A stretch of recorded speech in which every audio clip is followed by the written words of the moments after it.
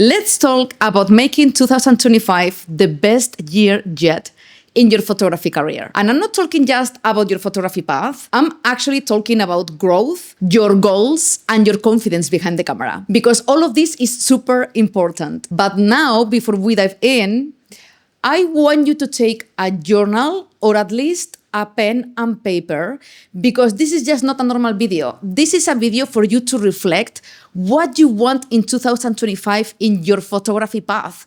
And if you don't do this, it's very hard to succeed. I don't even know for how many years I've been journaling and how many questions I asked myself to be able to make it as a photographer, okay? So today I'm going to ask you the 7 main questions you really need to answer for you to know where you are going in your photography path, okay? So we're gonna start from the first one, which is one of my favorite ones, and I know it's a pain for all of you because I've been there myself, which is your photography niche. Which photography niche do you want to get into, and does it align with what you enjoy shooting the most? Because this is super important. Maybe you are new here, so I'm gonna say it again, and I will keep repeating it because you need to be reminded. It's very important to have a main photography niche, to don't look amateur when you start in your photography path, because otherwise many clients are going to get confused. But you can shoot within many niches. Actually is a must, because if you don't know what you like shooting, it's very hard for you to find out what you're gonna do in the future. I started with surf photography, surf action shots in the Basque Country, where I'm from, in Spain. And I would never think I would get into portrait photography. And now it's what I do the most. Why? Because I experimented. I tried with food photography, travel photography, lifestyle photography, product photography. I do everything and I love everything. So you can shoot everything you want, but choose one, like a main one, and be very good at it. And this way you are going to be able to grow within that niche. And then you can be versatile and get more income because you have more versatility, and you can get more clients when you are shooting within other niches. I want you to write down that question and try to answer yourself in the most honest way. Nobody's gonna read your journal, just yourself, but it's very good to put your thoughts together. And the second question, super important, and in my mentorships, you guys get this quite wrong, and I'm always trying to help you out, because unfortunately, many niches are not as profitable as others. So many of you love street photography. I love street photography. I do that in Bali now a lot, and I love it with all my heart, but it's harder to make money with street photography. I'm not saying it's impossible. You can make a lot. You can open a gallery, you can do exhibitions, you can sell prints, you can make money with street photography, 100%. But many times, depending on where you live or how hard things are for you to make it happen, street photography may not be as profitable. I'm just putting the example of street photography. Fortunately for me, portrait photography is very profitable because everyone needs headshots, creative portraits, lifestyle photography. Everyone needs portrait photography, everyone. But some others, maybe you can still shoot them, but try to point to a niche that you know is profitable in your area. Because in many places and many little towns, maybe you cannot shoot with music artists. This is my main niche, what I was doing in London the most, and I keep doing it when I visit London. So you have to be realistic. Who is gonna hire you as a creative portrait photographer if you live in a small town where nobody wants creative portraits? This happened to me back in Spain, and that's the reason why I moved to London, to pursue my dreams as a photographer and make clients. So many times, unfortunately, you need to move to get clients. So I understand the hustle. I do have an amazing video that is going to help you a lot with this. So please watch it after this one. I'm going to put it somewhere here, because I tell you how to make money with photography regardless of where you live. I give you so many ideas, and it's going to help you a lot to get clients, no matter how little is your town. So once you know your main niche and which niche is profitable in your area, I want you to think about this third question. What skills or techniques you need to master to stand out in your photography niche? We are all photographers and we have different styles. For me, it was shooting with music artists and doing creative lighting. I love creative lighting, and that's why music artists want to shoot with me, because everything is super creative. So that's the way I stand out. So you have to know exactly what you need to learn. Maybe you want to get into drone photography. You're gonna have to invest in a course about drone photography, or maybe some YouTube videos, or however you want. But you really need to be clear about what you need to learn to be good in that niche. Because even if you shoot within many, which is what I do, I want you to be amazing in one, because that's the way you are going to grow. And then when you don't have many clients, you can take other clients from other niches, but your main one has to be the one you have to master. So this third question is very important, because you are going to have to invest money or time, because nowadays you can learn a lot for free, but you're gonna have to write down what exactly you need to master. The fourth question you need to ask yourself is something I'm very proud about personally in my photography career, which is, which value are you giving to your clients that are going to make you stand out? This is going to differentiate you a lot. What I always do, it's offering a free meeting face-to-face with my clients. I bring my laptop or my iPad, I show them my professional website, not my Instagram account.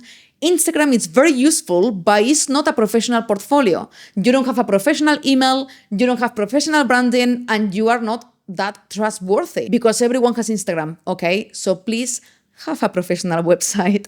I'm gonna put a link below for a free trial from the one I use, which is Squarespace. I've been using it for 4 years, I think, maybe 5. That's the one I use. I don't care which one you use, but have a professional website. So what I do in those meetings is talk face-to-face about who I am, the experience I have. I show them my work on my laptop or my iPad, and I offer that meeting for free. And they are already amazed. They already know they want to book me. Why? Because other photographers, they don't do this. They hide behind emails, back and forth, and that's very cold. I'm not cold, I'm Spanish. I like to be very friendly, and you have to be professional, but you're a human being. You can be funny, you can go for a meeting with them and show your personality. People need to trust you. And through email, sometimes it's very hard. So I have a lot of videos on my channel about this as well, how you can behave as a professional photographer, even if you are a beginner. So please subscribe to my channel, because I share weekly videos to help you make a living with your camera. So answer that question as well. Which value you want to give? Maybe a free meeting, how you deliver the photos, maybe over-delivering more photos, giving away a free gift. I don't know, like an album, whatever it is in your niche, I don't care, but you got my point. Offer value to differentiate yourself and stand out, because this is super important as a photographer as well. And we're gonna go with the fifth question now. How can you expand your reach, your network, your clients, or even followers? And I say followers, but I don't want you to focus with followers when you are a beginner. But after that, it's very important, because social media, it's the best tool ever as a photographer to make yourself known when you are just a beginner. And many of you refuse it, and I always tell you off about this. I'm very passionate about this topic, because many of you put limitations on yourselves. And I get crazy, because 15 years ago when I started in photography, there was no YouTube. I didn't have any mentor. Nobody taught me. Learning wasn't for free. It was very expensive. I didn't have any clue about what I was doing, and I didn't have social media. There was no Instagram. So you had to pay Google Ads, which I never did because I didn't even know how to do it. I was terrible with that. So I had to do everything the hard way. Now with social media, you can promote yourself, you can do free marketing, you can get a following slowly when you learn how to do reels, because video is very important. This is another thing I always tell you on my channel, but you have to learn how to expand your network. Social media, it's one of the main tools, but you are old school and you don't want to start with social media yet, which I highly disagree. You can just go to events. Go to every single event in your area. Maybe you're an introvert. I'm gonna do videos about this because it's insane the amount of people who is texting me, telling me that you struggle because you are an introvert. And I never thought about it because I'm an extrovert. So I'm gonna do videos about this to help you out because I know it's harder when you are an introvert, but you can absolutely do it. Because when you go to this event, you don't even need to socialize. You don't even need to say you're a photographer if you feel shy and you don't want to talk too much to people. Just show up with a camera in your hand and take photos for free for yourself. People are going to know you are a photographer. People in your town are going to see your face and that you have a camera in your hand. Trust me, you are going to be approached many times. So this is a very good trick, but you have to expand your network and you have to plan. So write down, I hope you are writing down every single question. And I even encourage you to revisit every single question every week because things can change and your answers can change. So please don't feel that whatever you are writing today, you have to stick to it. Trust me, I didn't. I changed opinion a million times. I have so many journals and every page I was like crossing things. I want to be a travel photographer. And I was like, I'm not traveling much for now. This was years ago, obviously. So it's like I was crossing. No, I cannot make money with this. Then, okay, I want to do creative portrait photography. It's like, no, maybe I prefer to do this other thing. It's a mess, okay? You will figure it out, I promise.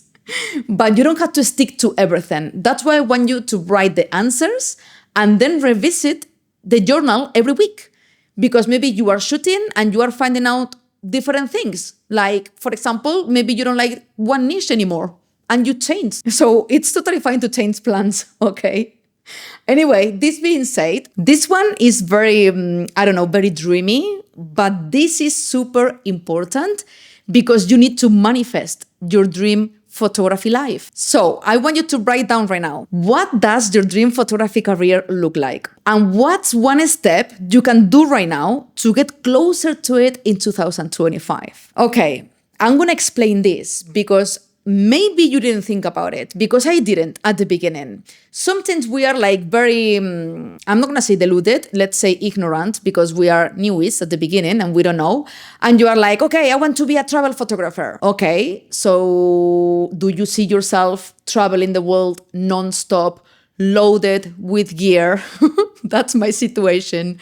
Alone, up and down, no help, moving all the time, not seeing your family. You know what I'm going to. You really need to know if you see yourself doing that photography niche. Because travel photography, yes, it's amazing, but you have to travel a lot. It's an investment as well with flights and everything. And then you are all the time on the road. You have very heavy gear, so your back suffers for it. Ask mine.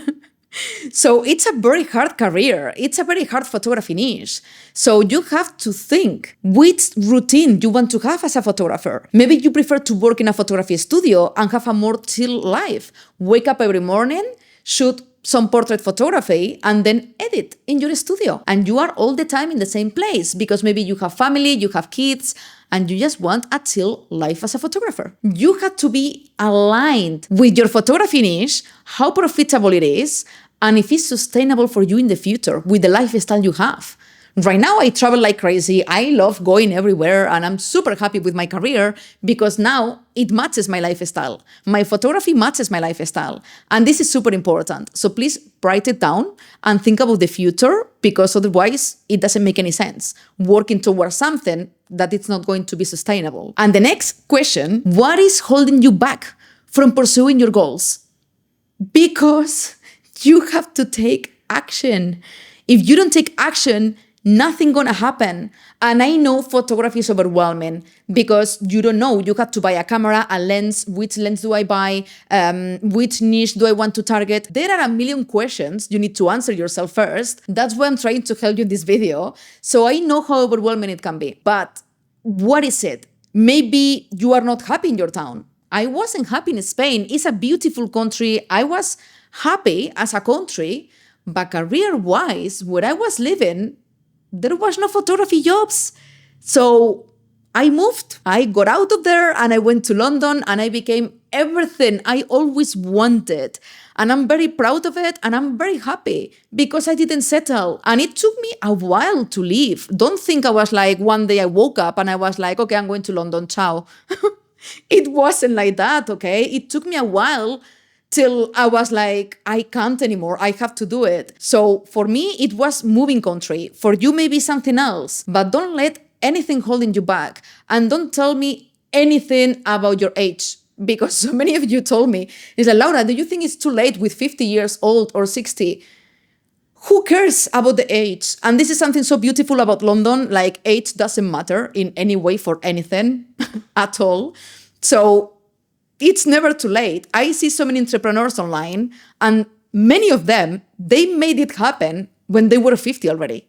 So age is just a number. Who cares how old are you to do whatever the hell you want? So please don't put those limitations on yourself. And also another big one, and I get so triggered by this one. It's insane. It's like, I don't get angry, but I'm like, I would love to have you face to face to tell you, why are you thinking this? Because you are saying this out of fear because you think you cannot make it. Do you know how many of you get so offended and triggered about AI? And so many of you are already being triggered. At the beginning, well, I'm still not agreeing with AI, okay? Of course not. It's freaking scary and it's going to remove so many jobs, okay? But in the photography industry, yes, maybe some niches are going to be affected, but many others won't. An artist will never be replaced by AI, okay? The other day I was shooting with a client here in Bali and she told me, I love how you made me feel because I feel like a superstar in Bali, in the beach, posing for you with a professional photographer. That feeling, it's never gonna go away. Clients want that feeling. So please stop saying, it's not worth it to pursue photography anymore because AI, blah, blah, blah. I get so upset. You have to embrace AI, okay? It's like social media. When it came out, everyone was hesitant, including myself. But or you embrace the change or you get left behind. And unfortunately, AI, it's freaking scary because it's growing like crazy.